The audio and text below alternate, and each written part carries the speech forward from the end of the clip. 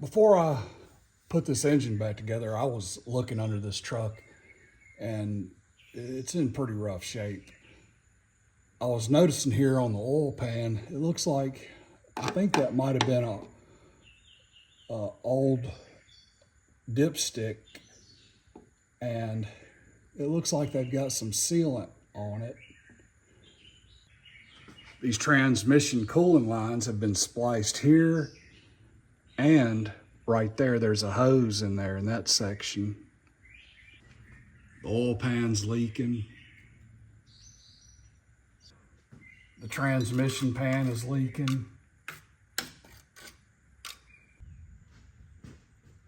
The cover for the flywheel and torque converter are missing. The steering gearbox lower seal is leaking right here. This is the driver's side spring shackle here. So you can see how these shackles are leaning over. These bushings are wore out. The bolts may be bent. It's the same on the passenger side. They're leaning over like this. The front leaf spring bushings are also worn out pretty bad.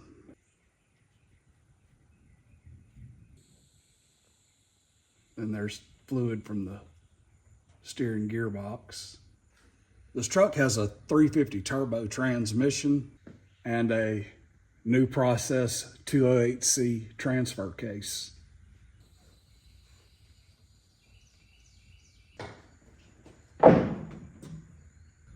It wouldn't take much to just go ahead and pull this engine out of here. A couple of motor mount bolts and the transmission bolts, and it would make it so much easier to put back together. Plus, I can address all them other issues that I just showed you. And when I go back together with it, I'm gonna go on ahead and install that 700 R4 Overdrive transmission that I have for this truck. And I'll go back with the 208C transfer case. And I'm gonna have to get this rear drive shaft shortened. And while I'm at it, I'll go ahead and get the front drive shaft rebuilt. I'm gonna start by draining this transfer case oil so I don't make a big mess.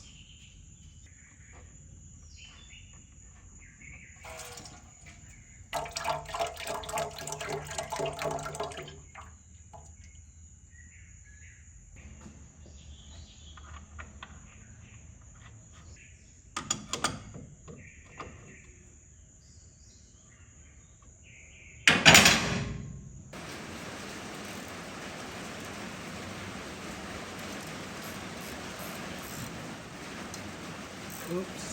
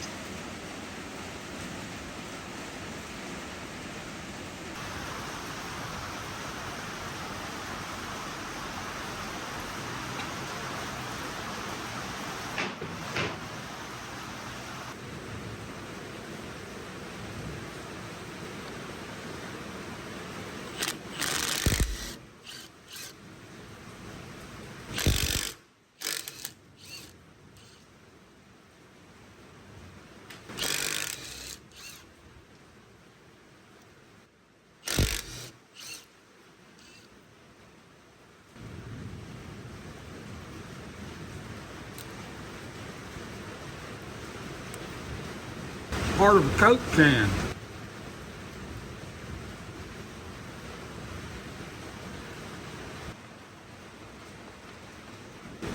That double cardan joint on this front drive shaft, I'd say it's a little bit worn out.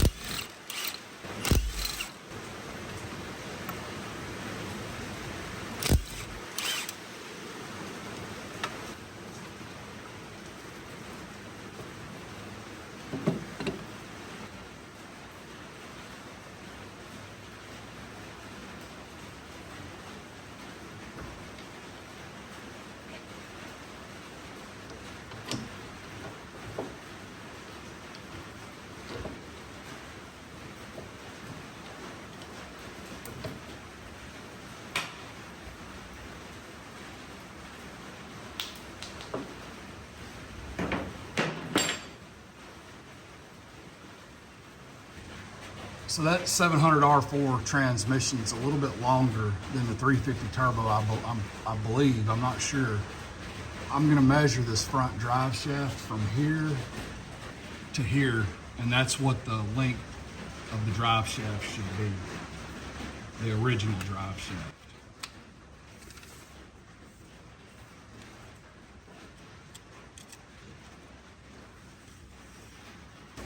Around 31 and 5/16. So now when they build my new drive shaft, they'll know how much stroke to have right here.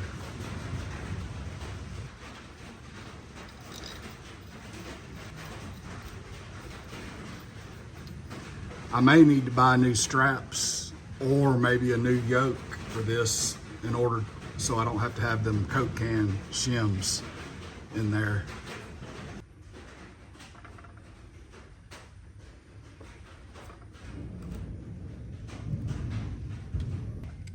Speedometer cable.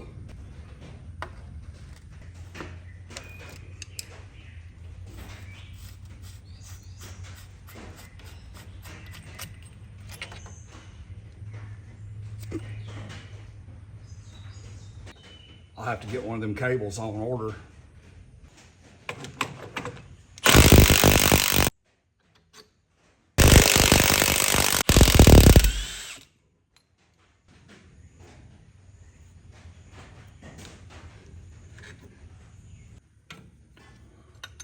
Okay, this is where the transfer case adapter bolts to the transmission.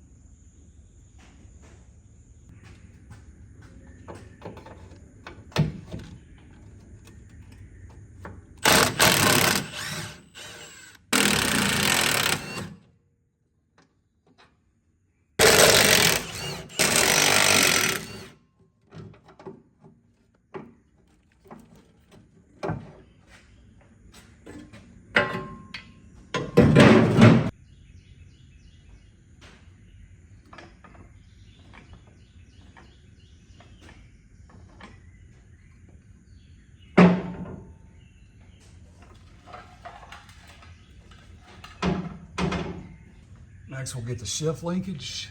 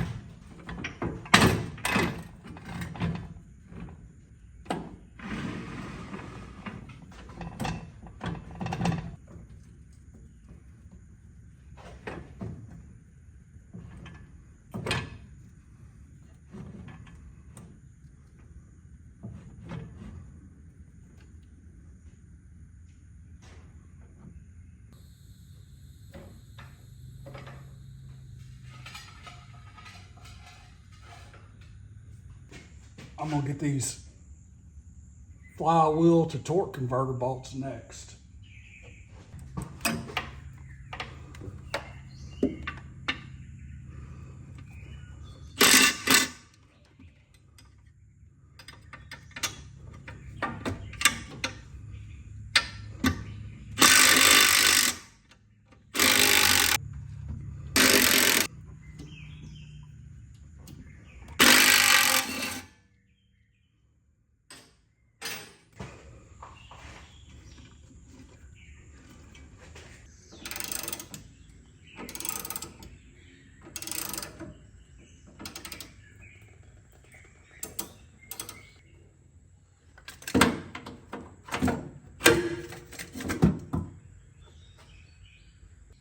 That was the line for the vacuum modulator.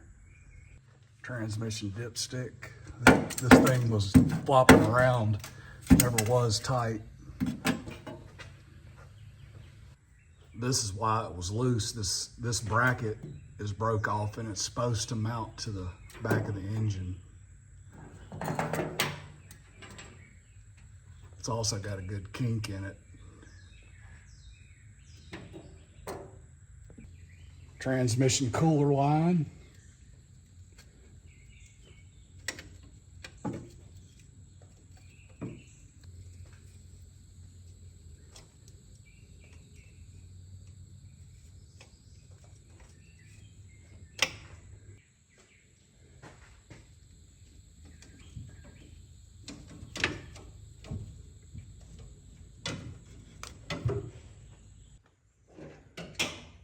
Okay, I see we're missing a bolt right there, but 5 more bolts and the transmission will be ready to come out. Put a little spacer into the front of this pan.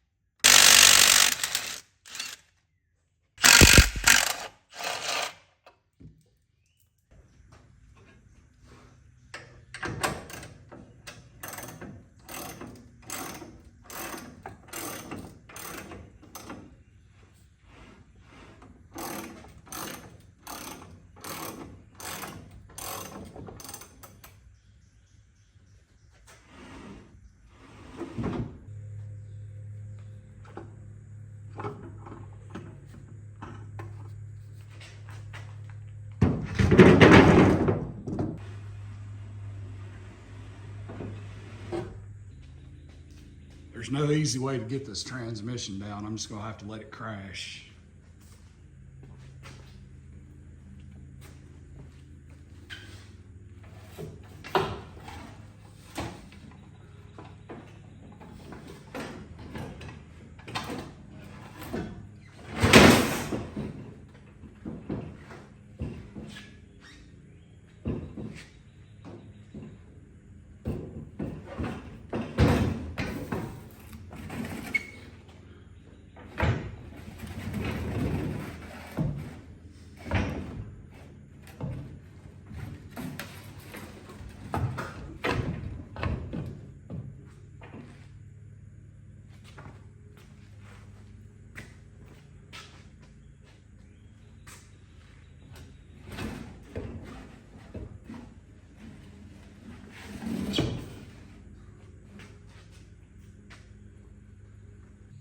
Well, there she is, one 350 turbo 4x4 transmission.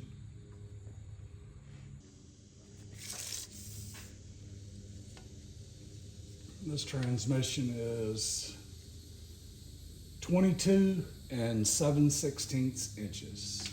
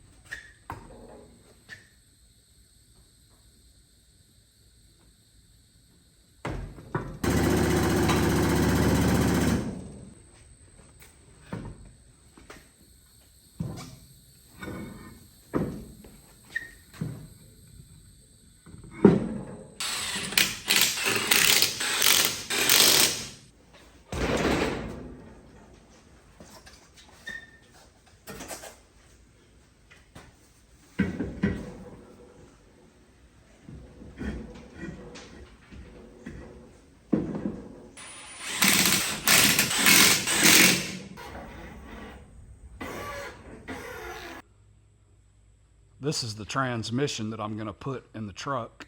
So it's a 700R4 K-case transmission, which it is a 4-wheel drive transmission. I bought this transmission from a salvage yard down in Pensacola, and so it came out of a Suburban that had a 6.2 liter diesel. It's a 1989 model. This transmission measures about 24 1/8. So when I measured the 350 turbo, it was 22 7/16. The 700R4 is 24 1/8, so that's a difference of 1 11/16. So there's a place down in New Orleans that I can bring these drive shafts to be rebuilt.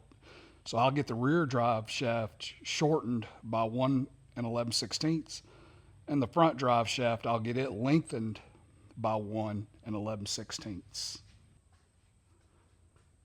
Looking at these markings on this transmission, this number here, 8663548, is the GM part number for the K-case transmission. Here's a couple of interesting markings. I guess this is a date code. It says 01 of 89. And then here's the Hydromatic icon or trademark. There's also a number 20 stamped in here. This is the plug for the lock-up torque converter. We'll definitely hook this back up when we put it in the truck. So there's a 20 stamped here. These are your cooling lines. This is where your TV cable plugs in. And this is where your dipstick goes. This torque converter came out of a diesel truck, so I hope it's compatible with the gasoline engine. Came with the bolts, so I don't have to hunt these down. The bolts that bolt the torque converter to the flywheel. There's a couple of things that sets this K-case transmission apart from just a regular 700R4. One is this flywheel and torque converter cover. It's made out of aluminum. It's fairly thick. And it has 6 bolts that bolt it to the transmission. Right here, where the flywheel cover bolts up to this transmission, this is a lot thicker than a regular 700R4. It's much stronger here. And there's some bracing for these K-case transmissions also. These 2 brackets here, this one and this one, bolt behind your motor mounts on your engine. And then these rods bolt right here and right here. So that gives it a little bit more strength. So I've been collecting the parts that I'm going to need to install this 700R4 transmission. And here's a universal TV cable. So that's your throttle valve cable. Whenever you're pushing down on the accelerator, this increases the pump pressure in the transmission. I've got a front seal.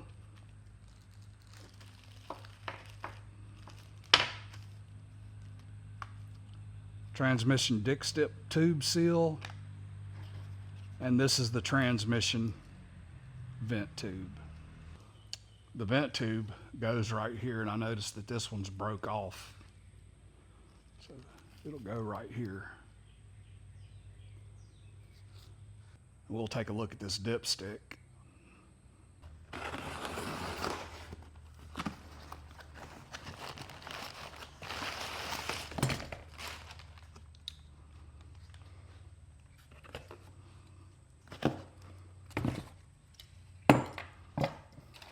I see that it came with a seal. It's also got a locking dipstick, which is pretty cool. I think this 700R4 is going to be perfect for that truck. I'm gonna be able to get out on the highway and do some cruising in overdrive. So this is the transfer case that I took out of the truck. I just pressure washed it and cleaned it with some oven cleaner. Got it pretty clean.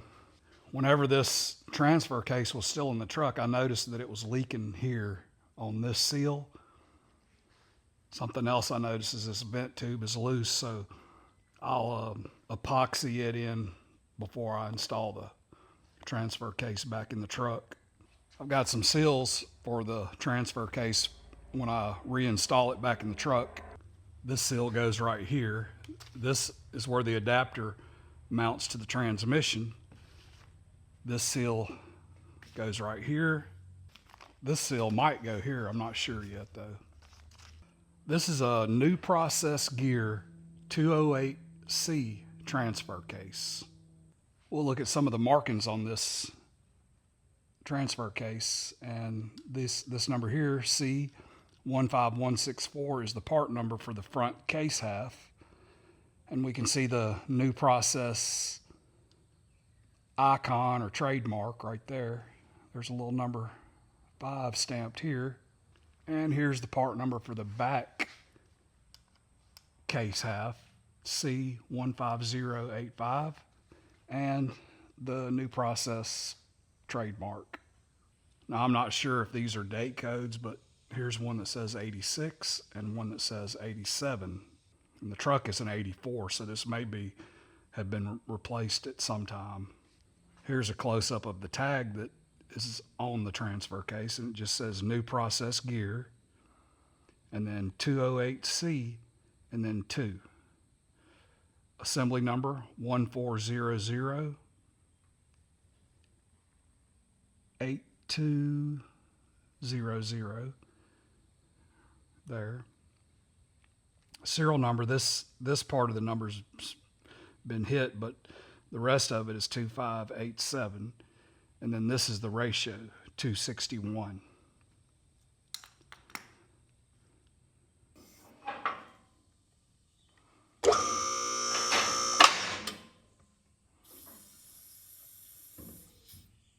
Okay, the next thing I'm going to do is pull that front cap off. That way I can clean and paint the frame.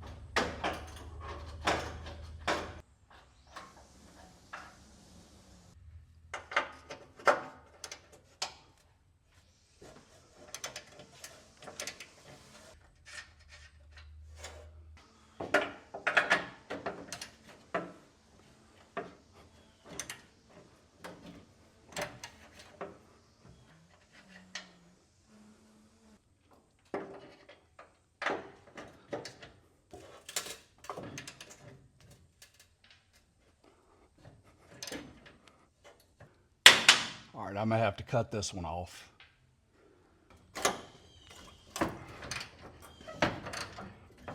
Okay, this one's also stripped out in the bumper, so I'm gonna have to cut it off also. I'll see if I can get this last one out without having to cut it too. Yeah, I have to cut this one also.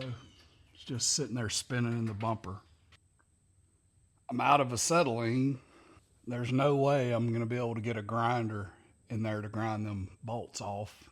I may be able to get this bumper off if I just unbolt the rest of these brackets.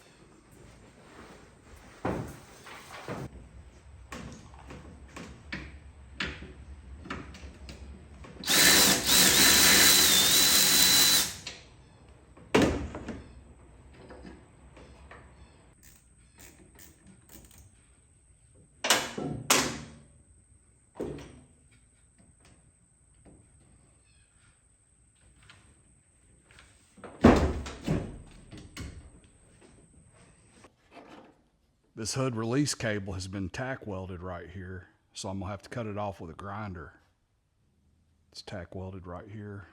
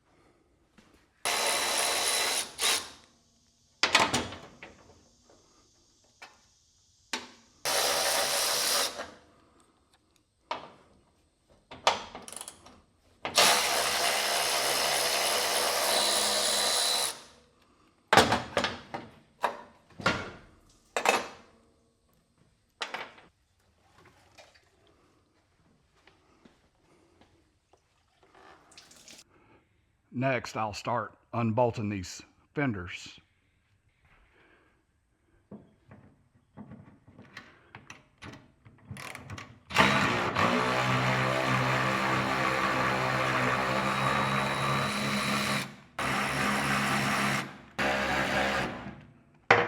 Okay, that one's stripped right there.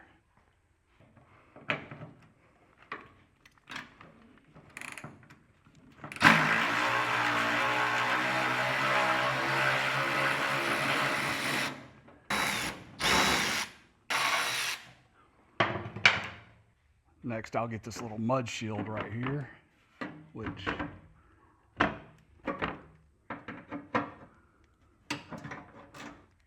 don't even think these screws are holding it.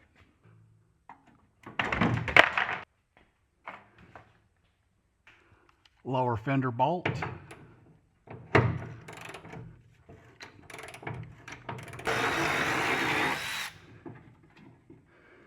Okay, that's stripped.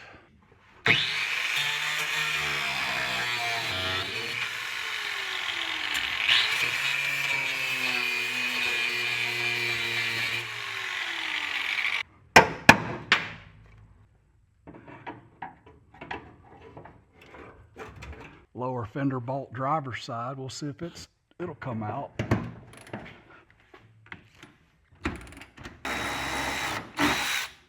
Next, I'll get the bolts around this fender well.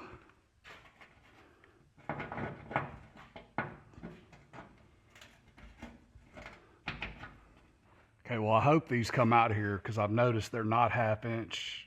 They're 10 millimeters, so we'll see.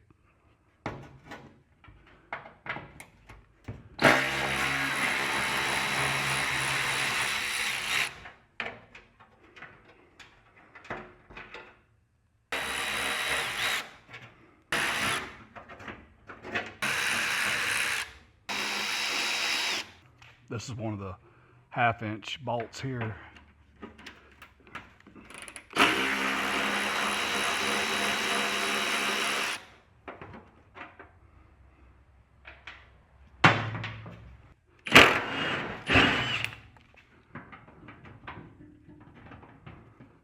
Okay, that one's the nut, the welded nut behind it's broke off.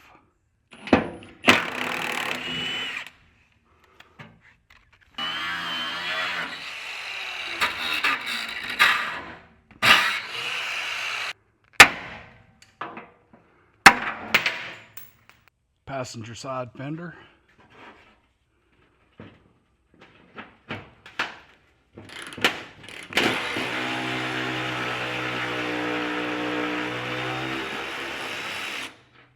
Most of these bolts are missing. All right, I'm gonna have to cut that one. And that one.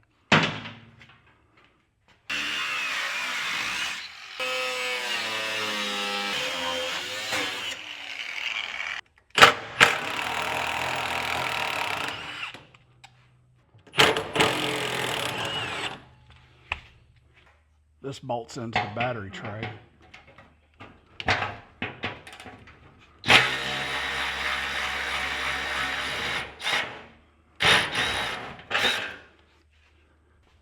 Okay, that's all the bolts I can get from the bottom side. So now I'll work on the top side.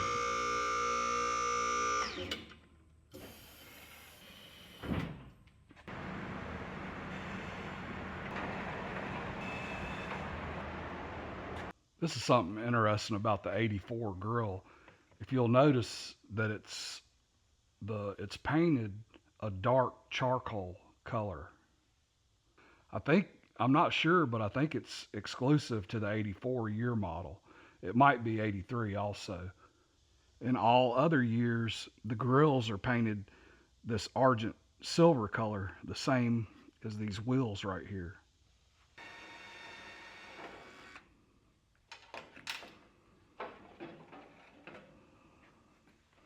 Both of these grill pieces are in really good condition. They just need a little paint, and these center trim pieces need a little paint here in the middle, a little polishing. So these little pieces are pricey, so I'll just be able to restore these. There's a couple of fender bolts hidden behind these headlight surrounds.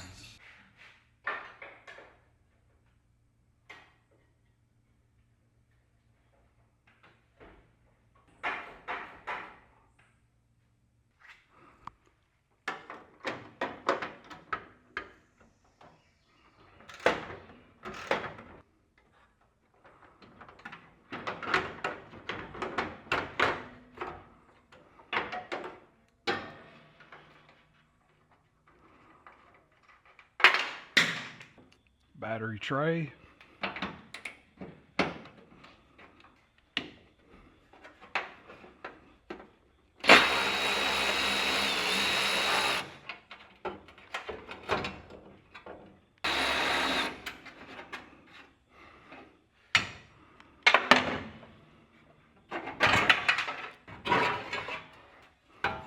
Fender bolts.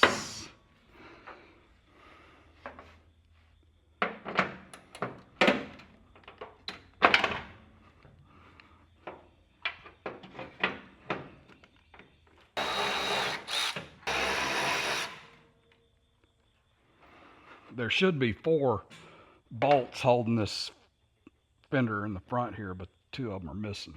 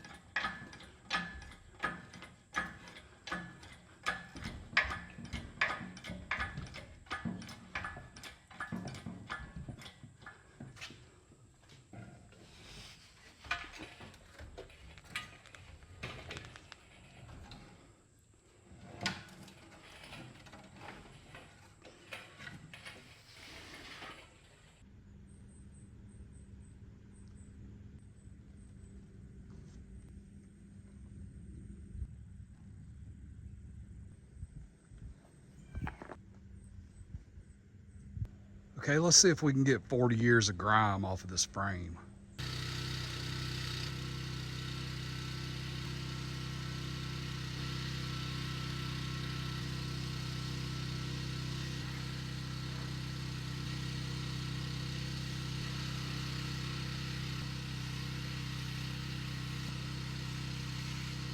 Now that I got the thick layer of dirt and grease off of here, I'll put some of this degreaser on here and pressure wash it one more time.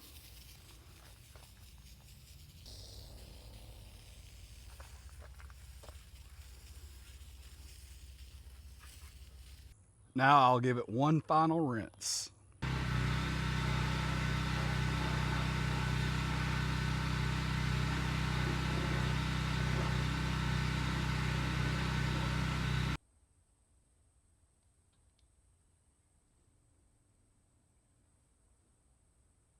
So the next thing I'll do is take a wire wheel and clean this frame.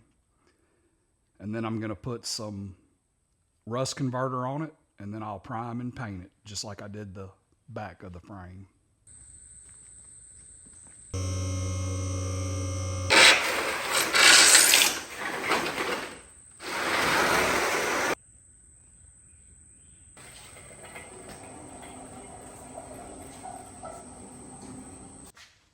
I've had a close look at this engine, and I've decided that I'm not gonna put it back in the truck in this condition.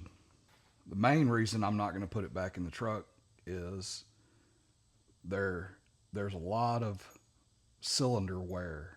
The bore's smooth, but there's a ridge here, so the rings have worn into the cylinder wall pretty bad. And this is the piston that had the 100 psi compression. If you look real closely at this cylinder, you can see that the piston is close to the wall here, but then there's a gap here, and you can see the ring right there. So this this cylinder is oval shaped. It's got quite a bit of wear on it, and this ridge here is huge. You actually wouldn't be able to get the pistons out because of this ridge. The rings would hang up on it. You would end up damaging something if you tried to get them out from the top. All of the cylinders have that ridge, so this engine has quite a bit of wear on it. It's probably got 150,000 miles on it.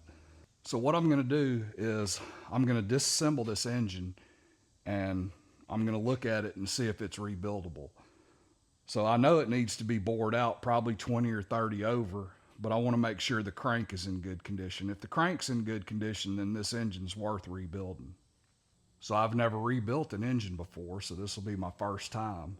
And a little stock 350 will be a good engine to start with.